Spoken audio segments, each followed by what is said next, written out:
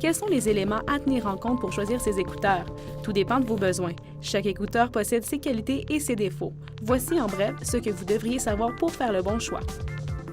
Les écouteurs circumauriculaires englobent complètement l'oreille pour empêcher le son de sortir et aussi pour un meilleur confort. Ils isolent mieux des bruits ambiants. Les écouteurs supraauriculaires s'appuient sur l'oreille, mais ne les recouvrent pas complètement. Ils permettent plus facilement d'entendre le son qui vient de l'extérieur. Les écouteurs intra-auriculaires se mettent dans l'oreille, mais il est plus difficile d'avoir du son de qualité avec ceux-ci. De plus, il a été prouvé que la proximité de ces écouteurs avec le tympan représente un plus grand risque pour l'ouïe. Votre choix d'écouteurs pour la prise de son en télévision devra donc se porter sur les casques circumauriculaires. Les écouteurs fermés sont isolés acoustiquement des sons extérieurs et le son des écouteurs est peu perçu par les gens autour. Les écouteurs ouverts ou semi-ouverts comportent des trous qui permettent à l'air de s'échapper au niveau des coquilles de haut-parleurs. Ils sont moins étouffants et permettent de mieux entendre les bruits extérieurs.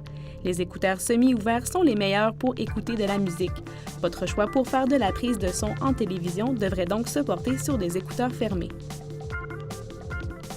Les casques anti-bruit isolent encore plus du bruit extérieur qu'un casque supraauriculaire. Son principe, sur ceux-ci, on retrouve un microphone qui capte les sons ambiants provenant de l'extérieur. Un dispositif génère alors un signal identique au son capté, mais inversé en phase par rapport à celui-ci. Les deux signaux se trouvent à s'annuler, isolant davantage l'auditeur des bruits externes.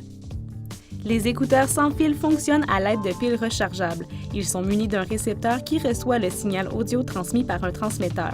Ces écouteurs sont sujets aux interférences et aux caprices des piles qui doivent être remplacées aux 5 ans.